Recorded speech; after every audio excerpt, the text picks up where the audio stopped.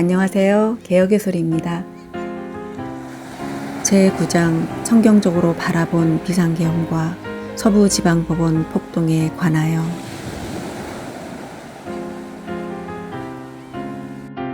요한복음 18장에 기록된 대제사장의 종 말고의 사건으로 바라본 유대 국가와 그리스도 예수의 나라에 대한 관계성. 역대하 26장 18절로 19절에 우시아가 손으로 향로를 잡고 분향하려 하다가 화를 내니 그가 제사장에게 화를 낼 때에 여호와의 전 안 향단 곁 제사장들 앞에서 그의 이마에 나병이 생긴지라. 대제사장 아사랴와 모든 제사장이 왕의 이마에 나병이 생겼음을 보고 성전에서 급히 쫓아내고 여호와께서 치심으로 왕도 속히 나가니라 라고 기록되어져 있습니다. 하나님께서는 구약시대에 자신의 백성을 다스리시고 통치하실 때 세 가지의 직분을 가지고 통치하십니다. 그 세 가지 직분이란 왕과 제사장과 선지자입니다.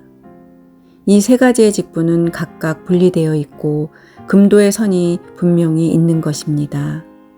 이 금도의 선을 넘어버리면 하나님의 진노가 임하는 것입니다. 왕은 국가를 다스리는 것이고 그 다스림에 있어서 무엇보다도 백성들의 평안함이 있어야 하는 것이며, 제사장은 죄인들이 자신의 죄를 속죄하기 위해 제물을 가지고 오면 하나님께서 그 제물을 속죄 제물로 드려 그들의 죄를 속하게 하는 것이며, 선지자는 하나님의 말씀을 받아 백성들에게 그 말씀을 그대로 가감없이 선포하는 것입니다. 하지만 당시의 우시아 왕은 앞서 살펴본 말씀과 같이 제사장만이 할 수 있는 분향을 행하고자 하였습니다. 우시아 왕은 제사장만이 잡을 수 있는 향로를 자신의 손으로 직접 잡으려고 하였습니다. 우시아 왕이 분향하려고 하자 그의 신하들은 그 분향을 철저하게 막아섰습니다. 역대하 26장 18절에 우시아 왕 곁에 서서 그에게 이르되, 우시아여, 여호와께 분향하는 일은 왕이 할 바가 아니요 오직 분향하기 위하여 구별함을 받은 아론의 자손 제사장들이 할 바니 성소에서 나가소서. 왕이 범죄하였으니 하나님 여호와께서 영광을 얻지 못하리이다 라고 기록하고 있습니다. 그럼에도 불구하고 우시아 왕은 끝내는 금도의 선을 넘어버리고 아론의 자손 제사장들만이 할 수 있는 분향을 하고야 말았습니다. 그러자 즉시 그의 이마에 나병이 생기고 말았습니다. 구약에서의 나병은 하나님의 진노와 저주를 가장 정확하게 표현하는 것입니다. 나병이 걸렸다는 것은 하나님의 진노와 저주를 받았다는 것입니다. 이 말씀을 통해 작금의 우리나라의 현상을 볼 때 국가의 수장이 비상계엄을 선포하기 위해서는 가장 먼저 국무회의를 거쳐야만 하는 것입니다. 그러나 비록 국무회의를 거쳤다고 하지만 그것은 절차상의 문제가 많은 것입니다. 그러므로 그것은 합당한 국무회의가 아니라 부당한 국무회의인 것입니다. 그리고 몇몇 국무의원들의 반대가 있었음에도 불구하고 그대로 비상계엄을 국가의 수장이 밀어붙였다는 것입니다. 그렇다면 우시아 왕처럼 국가의 수장도 하나님의 진노와 저주를 결코 피할 수가 없는 것입니다. 지금까지 살펴본 바와 같이 우리나라의 국가의 수장인 자가 자신의 일방적인 비상계엄 선포로 인해서 국가의 체계가 무너지고 전복되었습니다. 그는 비상계엄을 선포할 때 반국가 세력 척결이라는 명분을 내세웠습니다. 하지만 이 명분은 어느 누구도 동의할 수 없는 것이며 도저히 말도 안 되는 궤변에 불과한 것입니다.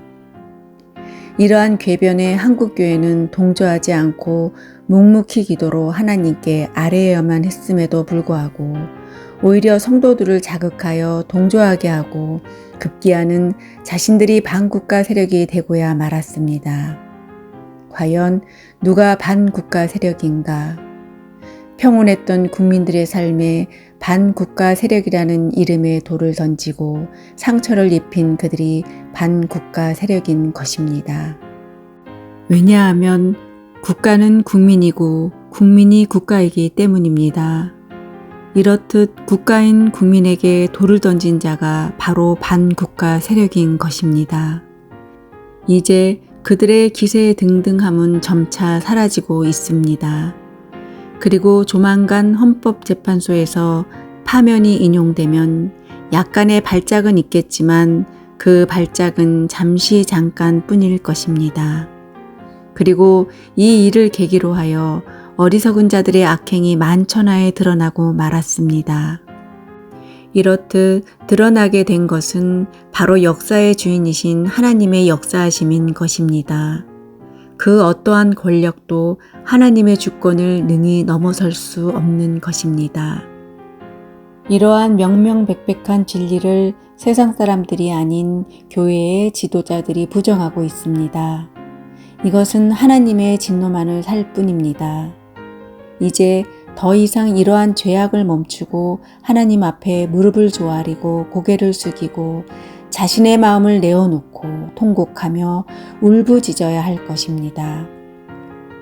로마 장군 디도에 의해서 예루살렘 성은 무참하게 짓밟히고 무너져 버렸습니다.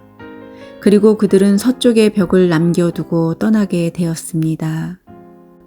그러자 철저하게 무너진 예루살렘 성을 바라보고 남아있는 서쪽의 벽을 붙잡고 유대인들은 통곡하며 울부짖었습니다. 그래서 이 서쪽의 벽을 가리켜 통곡의 벽이라고 일컫는 것입니다. 이제 비상계엄이라는 사태를 통해 어느 누구를 막론하고 대한민국에 속한 자들의 마음속에 상처가 남아 있습니다.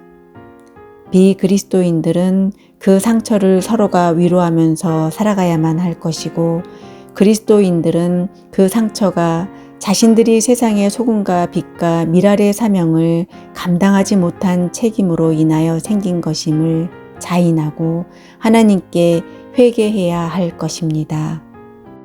이스라엘 백성들에게는 로마의 군대로 하여금 예루살렘 성을 점령당하고 서쪽의 벽이라는 통곡의 벽이 남아있는 것처럼 우리들 또한 이번 사태를 통해 각자에게 지울 수 없는 아픔과 상처의 벽이 남아있게 되었습니다.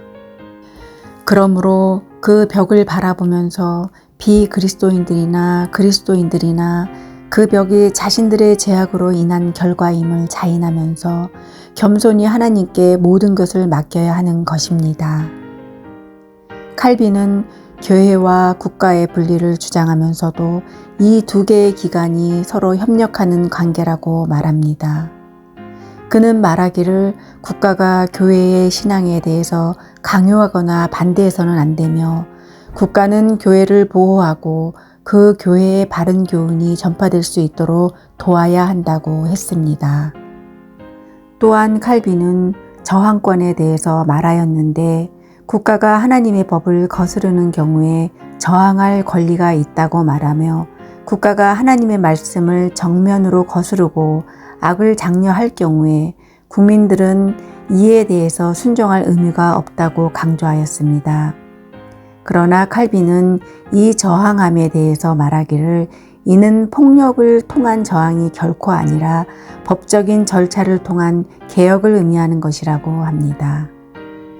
이러한 칼빈의 저항권의 사상이 프랑스의 개신교도들인 위구노들의 저항과 네덜란드의 독립운동과 영국의 청교도 혁명의 아주 중요한 신학적 근거와 발판이 된 것입니다.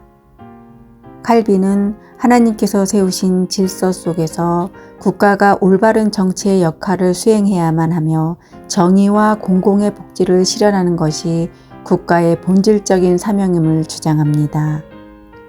또한 칼빈은 국가와 교회의 관계를 균형감 있게 조율하면서 국민의 권리와 저항권을 보호하는 방향으로 국가의 정치 체제가 운영되어야만 함을 역설하였습니다. 하지만 지금의 한국의 현 상황은 교회의 목사라는 자가 저항권을 내세워 폭력을 선동하고 하나님께서 친히 세우신 국가의 법을 수호하는 기관을 무너뜨리고 있습니다. 저항권이란 앞서 살펴본 칼빈의 말처럼 국가가 하나님의 법을 거스르고 악을 장려할 경우에만 행사하는 것이며 법적인 절차를 거쳐 비폭력으로 행하는 것입니다. 다윗은 시편 31편 15절에 내 시대가 주의 손에 있사오니 내 원수와 핍박하는 자의 손에서 나를 건지소서라고 기록하고 있습니다. 이 말씀에서 다윗은 시대를 하나님께 온전히 맡긴 것처럼 우리들 또한 이 혼란스러운 시대를 하나님의 손에 맡겨야만 하는 것입니다. 그리하여 절대 주권자이신 하나님께서 친히 이 시대에 간섭하시고 개입하셔서 자신의 공의를 행하시며 이 시국의 사태 속에 자신의 공의를 실현하실 것입니다. 아모스 5장 24절에 오직 정의를 물같이 공의를 마르지 않는 강같이 흐르게 할지어다 라고 기록되어져 있습니다. 바라옵건대 이 말씀처럼 지금 우리나라에 일어나고 있는 혼란한 국가적인 현실에 하나님께서 친히 개입하셔서 정의를 물같이 공의를 마르지 않는 강같이 흐르게 하시기를 간절히 바랄 뿐입니다.